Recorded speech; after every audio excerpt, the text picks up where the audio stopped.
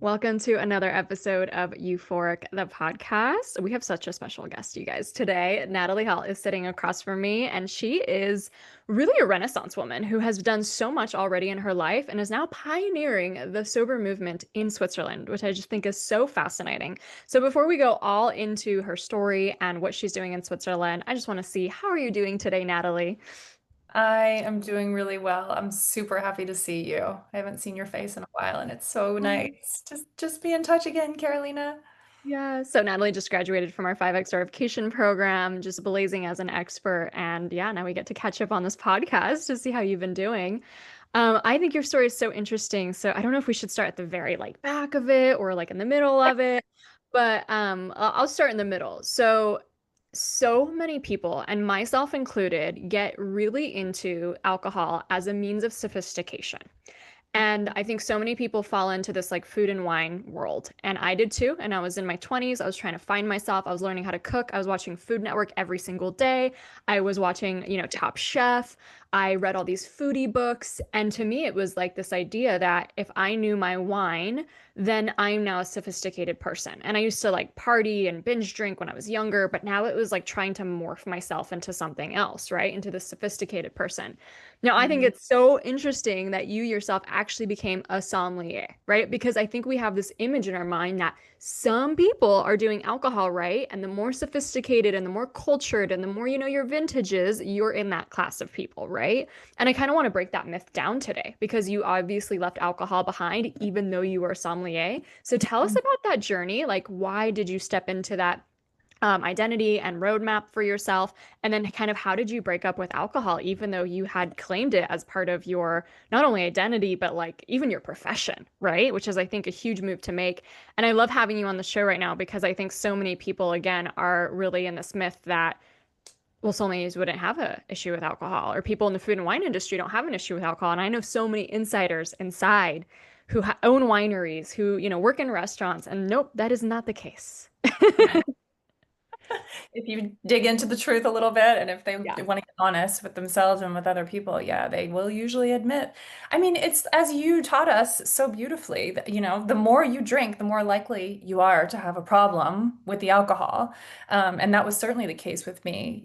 I ended up starting to go down the path of sommelier when I retired from my professional water skiing career, which also sort of fostered the beginnings of the binge drinking. That's a whole other sort of topic. But when I was competing, consuming loads of alcohol was always a big relief.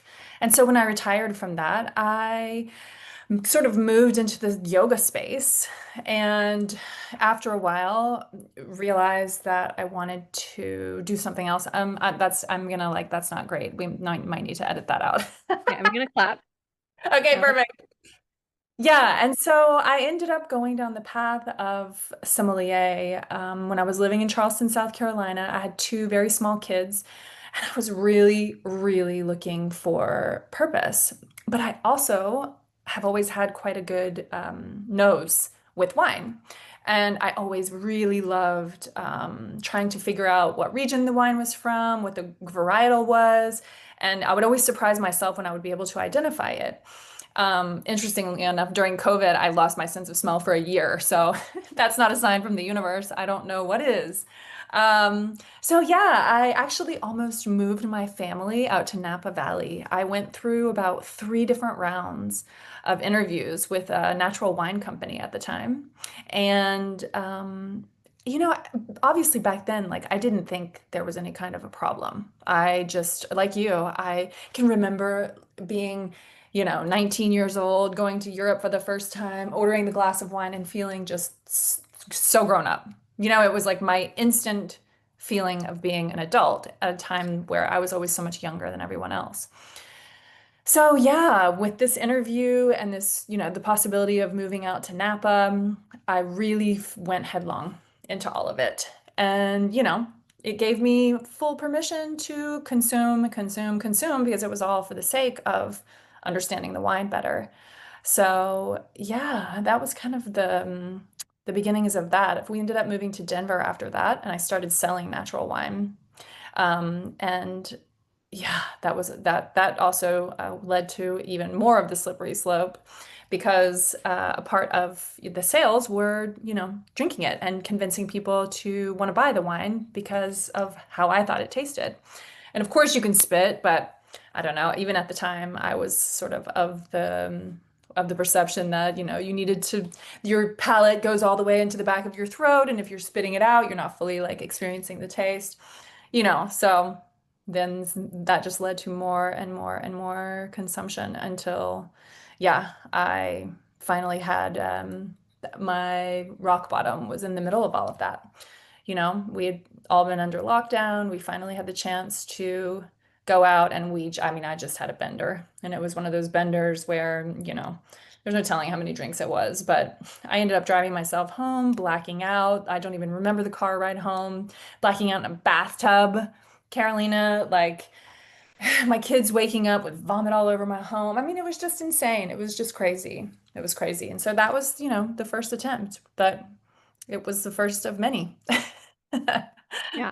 So then you embark on this period of moderation. And, a lot of people get to that point as well. It's like, especially too, you are steeped in this world where even like, yeah, well, maybe you're not supposed to swallow so much. Maybe you're supposed to spit a little. And it's like this elusive balance of like, if you just do it right, you're not going to have any issues. And I think that promise is sold to so many people in the guise of moderation, but just so interesting when you look at like the biological effect of alcohol on the human's brain. Your brain just wants another drink after you have the first one. And it just opens like Pandora's box of like, well, when am I going to have this one drink that I'm only allowed? And what if everyone's having two? And just like so much gymnastics that we then put ourselves. So, how did that game go for you?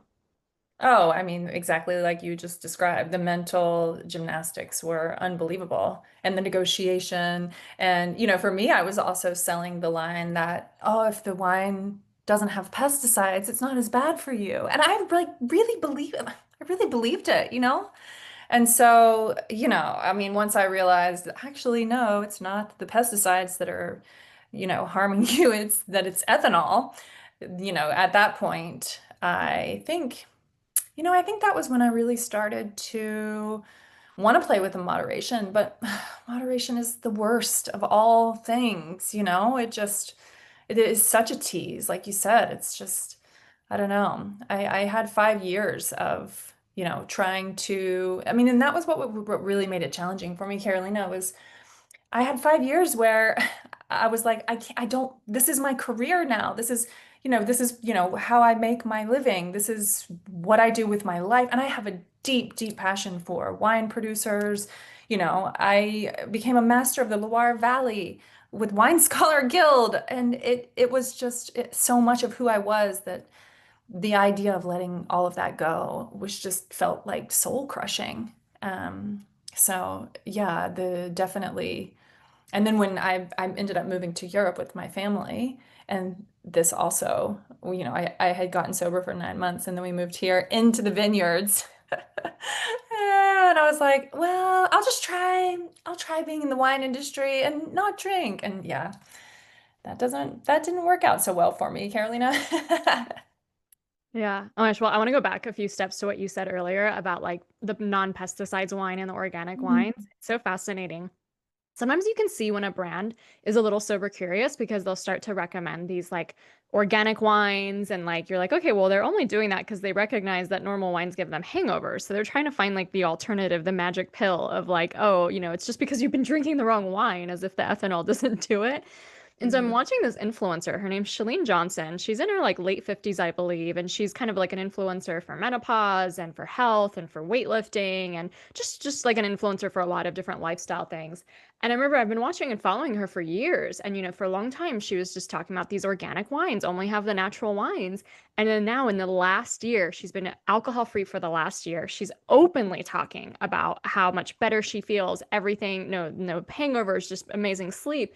And I'm like, that's it all along. These natural organic wines were never solving the problem. And I'm just so, so pleased because she commands such a huge audience. And so to move away from the like organic wines won't give you a hangover spiel to like, like, actually, no, being alcohol free feels the best and it's the best option that you have to like really feel so energetic and free and younger and all the things. Like I'm really proud to see that movement, but it was kind of cool watching it too as an outsider. So I find that interesting. But moving on, so you literally base your whole entire career inside the wine industry. And so how did you finally go alcohol free and how did you make the shift in identity to I am, this sommelier to now I'm going to be an alcohol free advocate? Because not only do you go alcohol free, but within a short period of time, you become 5X certified, you launch your program, you're out there like pioneering all these server spaces in Switzerland. So you're publicly now an alcohol free advocate. And I think a lot of people go through this because they go through a transformation and they want to share it with everybody, but they feel like a hypocrite because it's like, oh, well, 5 months ago, a year ago, 5 years ago, I was the one pushing the wine, right? So how did you make that like make sense for your brain to do such a huge identity shift like that? I mean, it was enormous. It was really it was a lot. And it was not the first time throughout my life, having to retire at a very young age from my sports career because of my body breaking down and then becoming a yoga teacher and then getting into the wine and now I'm having to quit the wine and so what the heck am I going to do with myself now?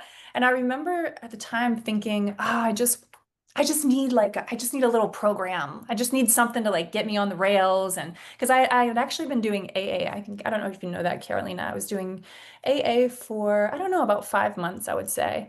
And at first it was so beautiful because it brought me back to my meditation practice, which I had had with the yoga, but it had kind of slipped with all of the all of the wine consumption.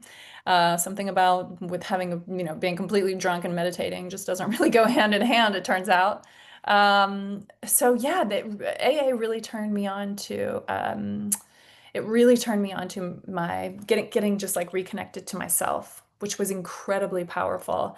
And so when I discovered that you actually had a program where I could become certified myself. I mean, I did the same thing with the Loire Valley and with becoming a sommelier. I wanted to learn more about it, so I just become the expert because I'm ADHD, and so like with my brain, it just works better if I'm teaching other people, it turns out.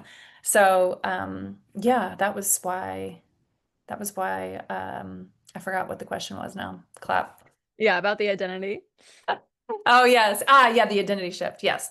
Yeah, so the identity shift was enormous. And, the big piece for me here is pioneering this sober sort of society in Switzerland where people are not super receptive. I really have to put myself out there.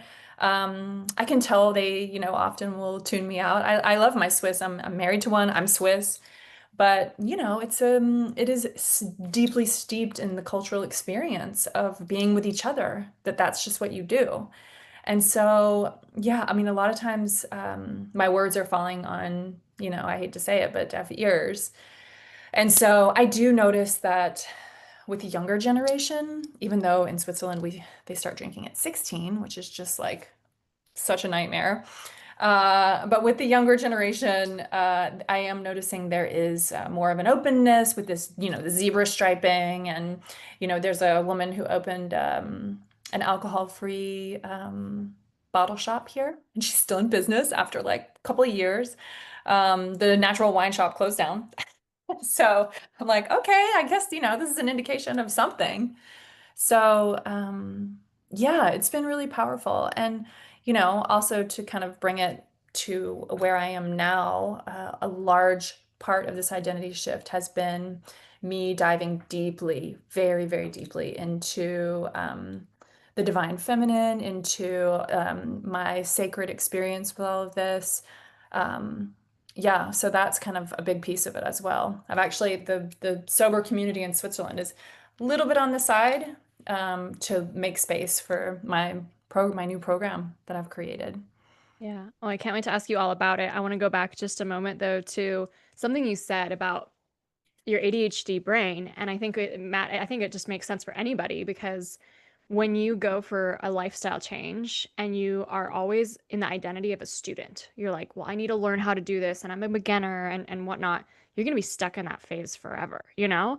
But when you go in it like as a student and then really quickly move into this role of, oh, now I'm a teacher, now I'm the expert, not only does it solidify every new neural pathway that you've created in your brain, but you also then don't have to feel some of the maybe the embarrassment of being like a new and a beginner and or trying to re-explain this to people because now you're a leader. And so now you're commanding this like role model leadership kind of position for yourself, which is just so much more easier to maintain, I think, both for the ego, for the your sense of just pride and all these kinds of things. And it's a concept I remember teaching a lot to people who are just going alcohol free. Like by the time you're 8 weeks alcohol free, turn into the teacher. Seriously, it's going to be so much easier and so much faster for you to maintain this lifestyle. It doesn't mean everyone has to become an alcohol-free coach, but it does mean being that like beacon and that pillar and that lighthouse for other people, whether friends come and ask you questions, instead of friends going to you and being like, oh, what happened? Do you see how the power changes when they're like, whoa, like, how did you do that? Right? You maintain all the power, which I think is really great because in this lifestyle, there's just so much of that old baggage that it's somehow this like weakness, this character defect, this like, oh, something happened, you just couldn't hack it type of a thing. And I think we need to reclaim our power by being these teachers. So I love that you brought that point up. Now, I want to get into all the spirituality with you as well. You mentioned something so brilliant at the very beginning of the show, how when you first were kind of introduced into this idea of becoming a wine expert and a sommelier, it gave you a sense of purpose. And I think that lack of like that spiritual fulfillment is so often that root cause of like why we're drinking in the first place. So tell us a little bit about how, your spiritual guidance and also the sacred rebellion helps people really reconnect with that deeper side of themselves. Oh my gosh, this is my favorite part. I grew up incredibly religious. I was Southern Baptist. I remember my grandmother introducing me to being able to pray to Mary because she was Catholic and it felt so rebellious that I was getting to pray to a woman. I went to college and my degree was in women's studies, and the focus was feminist spirituality. I was visiting Wiccan Samhains. I was showing up at pagan celebrations. I was studying the goddess in Eastern traditions. I was, very immersed in all of this. And somehow I closed it all down. It was like I remembered back then. I can remember I was 19 years old, Caroline. No, I was 17 years old when I was doing that. I was very young. And I remembered, at the time I remember just it feeling like this light switch. And then I quieted it all down for my lifetime, which surprisingly, even through motherhood, I wasn't super connected to this. And really, it has been in diving so deeply into realizing that my sobriety lasts when I am connected to something higher than me. And I actually got that from AA, but you also very firmly reinforced that within us. And, it's been this revelation that I wanted to create a roadmap back to divine being, back to source, because every single one of us is an intuitive being. Every one of us. It's just we forget. And so that's what this program is it's just helping people to remember. We're so fragmented with everything that's going on social media. We follow 1,000 people. We follow 100 people who, have the same sort of monetize this or magnify this or whatever, manifest this. And it's just like the constant like scrolling and just like it's just all so fragmented is what I'm trying to say. And so what I'm trying to do is pull all of this into one place. All the experiences that I had with my studies, with my professional athlete mentality, with birthing children, with, you name it, the yoga teaching, the business that I did before where I was teaching teachers how to get visible. It's all part of it. And I just feel like we need more ritual, Carolina. Like we need more ritual, we need more ceremony, we need more celebrating like this, I don't know, this deeper meaning so that these sobriety will stick. I mean, I find when I can stay connected to myself in that way, I don't even think about drinking alcohol. It's just Yeah. it's a non-issue. Paint us a picture. Like I have an image in my mind, but for the listeners here, like what do you mean by like having more rituals, more celebration? Like what would that actually look like? Yeah, it's really, I mean, it goes back to these sort of pagan traditions of using sacred smoke and having crystals and pulling cards. I mean, this will all be a part of my program. I'm getting very leaning into my witchy, like, just putting it out there. Um, there is a lot of grounding, a lot of breathing. There's going to be sacred movement. Movement is medicine. It's going to just be so many different components. We're going to be doing cord cutting, thanks to your beautiful program. I can do hypnosis with people, so that's going to be a part of it as well. I'll be using tapping techniques. So many things, Carolina. Yeah. Yeah. I love just claiming it, like the witchy alcohol-free space. Like I don't know anyone else who's doing that, you know? I think there's so many people who'd be interested in that approach and just the fun of it. And like the way that, even certain days of our lives can be marked with more celebration, like you mentioned, and like with more reverence as well, because like the days are long, right? But the years are short. And I think it's like rituals. And the reason why we even have holidays in the first place is to honor things and to honor like that moment or that phase or that special thing in our lives and stuff like that. And I remember even just the first time I got into like doing full moon and new moons, like not ceremonies, I'd say that I do anything special with like a rolling out a carpet or anything like that, but just like, hey, today's the full moon. I'm going to meditate and then I'm going to do some manifestation or I'm going to let go of what no longer serves me. And it just made the month seem more fun as well because it was like now I always have this to look forward to. And there's so much more reverence and so much more intentionality I can build in my life because of that. And if you think about it, at the end of the day, drinking whatever you're drinking, just the act of putting a special glass up to your lips is a ritual, right? And I Mm. think the ritual actually holds way more power for more people than the ethanol itself. Mm, I couldn't agree with you more. I really couldn't. It's and FYI, there will be some full moon celebrations with my program. It's 12 weeks. It starts September the 15th.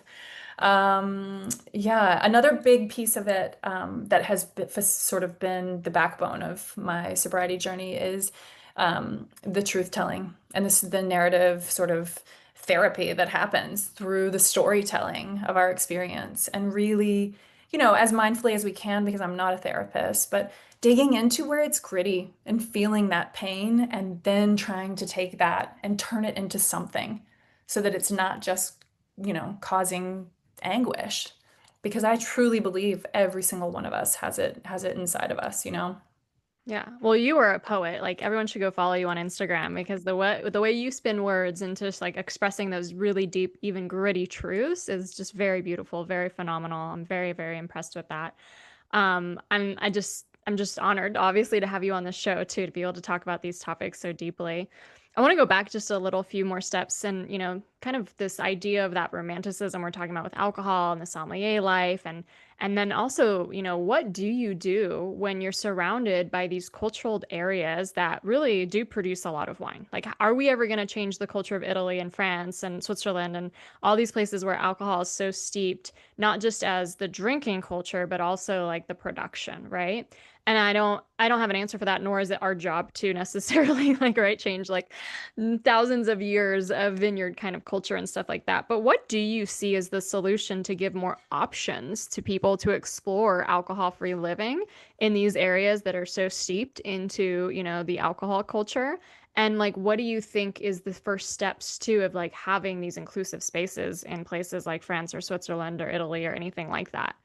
Mm, I mean, it's hard, you know. A lot of times you'll show up at the vineyard here and you would like to have an alternative, and they don't even, have water sometimes in Switzerland. You drink the wine and that's what you drink. Oh, sometimes they'll have like sirop. Sirop is syrup. So it's like, it's for the kids or like some kind of apple juice or something. And you're just like, no, because, so many producers around the world are doing phenomenal, phenomenal production of NA alternatives that I feel like, the winemakers here could be opening themselves up to. I did speak to a producer here who I was kind of, just sort of like dabbling a little bit in the, curiosity of seeing if she would be open to something like that. And I mean, she was a bit like, yeah, yeah, yeah. And so, maybe at some point I'll have to get back out there and sit down with her. But Yeah, I mean, definitely what I'm trying to create with this sober club in Switzerland, that's one way is trying to figure out just different organizations that already exist. I mean, yes, social media is a constant scroll where, often we just don't we don't ground into any one thing. We just keep going and going and going. However, thank God for social media that there are so many, people out there that are talking about everything else that's happening. I mean, I feel like if I didn't have access to that over the last, my sobriety now is 15 months, I want to say. If I hadn't had that, I mean, it would have been impossible for me. I really leaned heavily on the online communities that are out there. So yeah, I mean, I would definitely say that's another big factor if you are trying to get sober in this part of the world. It's going to be tough though, I don't know. You I know, what's don't have, interesting I that don't you have the say solution. though is that like the where the demand is where like industry and companies go, and that's like why I think it's so important for us to like voice up and speak up because, I just read recently that 50% of Gen Z is alcohol free and that the wine regions of the world are starting to take note because they're getting less bookings from this generation, right? And so what's going to happen over the years when that's the main generation with the money and all this kind of stuff. And as alcohol free like movement keeps growing, so like I read an article, I think it was in Travel and Leisure magazine. It could have been Condé Nast though, because I get both. But anyway, and it was like here are all how the wine regions are trying to navigate like offering more alternatives. And most of them didn't even have like an alternative drink, but they're trying to have alternative activities to be like if you happen to be in this wine region, at least we have this and this and this for you to do, instead of just drinking wine. But I'm like, I'm glad that there was at least an article written about this phenomenon because it's going to have to be a question that's going to be answered by a lot of these industries of like, what do you do when a population is trying to drink less? Like even, millennials and Gen Z and boomers there's still 50% of us that are trying to drink less or not at all. Gen Z, 50% aren't drinking at all. Like it's just the reality of where the world is going. You know what I mean? And I do think that the culture and the ritual is still there when you just change the beverage, right? So I think that that's going to be a really cool like way to morph a little bit of these industries and give more options. And like obviously things take a lot of time and understanding to like change. So the fact that like you're even speaking up and like, forming meetings in Switzerland and meeting with other pioneers, to like give people an option, like there's going to be people coming to you and being able to relate to you too. And we have another mutual colleague who does something similar like in France and Paris, which I just think again is so well needed in that space. All Yeah, right, I definitely. have one last question for you, and then we will send you on your way and give all the links to your programs and social media and stuff. So, you mentioned earlier having ADHD. How do you think that's figured in your journey with alcohol and also in going alcohol free? Oh, Carolina. That's a big one. I mean, look, when we have ADHD, the dopamine levels are lower in our brains. And so alcohol feels like the immediate release. On top of that, many of us also have trauma over the years, as do all of us. We're human. So when you have the ADHD coupled with this trauma, you are just looking for the easiest way to numb yourself. And we are so receptive to the feeling of the high of the alcohol. And yeah, it's definitely made it more of a struggle to stop the alcohol. On the flip side of that, what I can tell you is that I'm also ADHD, so I completely hyper focus on whatever it is that I'm interested in. And so I think, it's what I've been doing with sobriety. It's what I'm now doing with Sacred Rebellion, my program. It's the gift of the hyper focus now that I'm free from the alcohol. So yeah, that's kind of both sides of that ADHD coin for me. Yeah. So it's like take your passion and this like almost mania sometimes that you are able to get and really put it into something that you love and care about and will make an impact into the world instead of like using it to quiet your mind with these alternative band-aids that don't work at the end of the day. Yeah, I think Mhm. that's really, really brilliant. And I love what you say too about it's when you put it on the other coin's side, it is a superpower. It really Mhm. is. And I know people who are really kind of rewriting what it means to be have ADHD and calling it that and being like, why is this even seen as something that's like not normal? Whereas really it probably is fueled so much genius, so much innovation, so many inventions and stuff like that. But also to be really careful and recognizing how the brain can react differently to alcohol in the sense of like really latching onto it like faster perhaps, and then understanding how the neuroscience works behind it, I think is really interesting stuff that you've dug into before as well. And then like the solution is just brilliant. Just become the teacher. Just like get really, really passionate about something you love. And that's why, the way I teach the alcohol-free movement is, yeah, we have to change all that subconscious beliefs and baggage around alcohol. But the second step is what's so missing in so many sober spaces is like you have to find deeper fulfillment. You have to find what you're passionate about. You have to. It is so important. And a lot of people at the beginning don't understand like why that matters or why that they should even focus on that. And it's like, trust me, you need a place to put your brain into something that really, really lights you up so that alcohol just becomes the smallest thing in your rearview window, right? Mirror. Yes. I always say that one wrong. It's a mirror, right? It's good. I know what you mean. I know what you mean. Yeah, yeah. Yes. Well, Mm. tell us a little bit more about when your program's starting, how people can sign up, and if they want to, message you or talk to you beforehand, where everyone can find you as well. Yeah, this is a 12-week container, as I said, called Sacred Rebellion, the method. I'm gonna be curating, it's my beta session. So I'm looking for five, this is for women. I'm looking for five intuitive, soul-led women who are just, ready to discover the roadmap back to source. Not the roadmap to source, the roadmap back to source, because they've already been there. I'm just taking you back.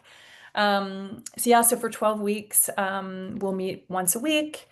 I'll be curating each person's journey along the way as well. So lots of one-on-one, lots of sacred movement, lots of journaling, lots of meditation, lots of ceremony is what it's going to be. It's really just trying to hold the magic. We need more magic, Carolina. That's what we need. Yeah. Well, it sounds really special. We'll put those in the show notes below. And where can people find you as well? So I have recently changed my handle. I was Natalie in Soberland, but now I am Sacred Sobriety Rebellion on Instagram or nataliehalt.com. And Awesome. all the links to the program are there. We can jump on a call. I have sort of an alignment um, questionnaire to see if, it could be the right fit. So. Okay. Well, thank you so much for bringing your wisdom today. We went from like wine culture, ADHD, like being a former athlete, living in a wine country, just like so much that we touched upon. And then obviously that like deeper spirituality that is the missing undercurrent for so many people. So thank you for bringing your wisdom here today. I really love this talk with you, and I hope you have a great rest of your day. Carolina, like, I just feel like with what I'm trying to do, you have been the embodiment of that for me, like of women stepping back into their power. And so I am so honored that I get to sit here and talk to you about this today. Thank you so much. And thank you Yeah. for sort of lighting the way for me and, making it so that I can reach your audience and get to chat with you too. Absolutely. Thank you so much. Thank you, Carolina.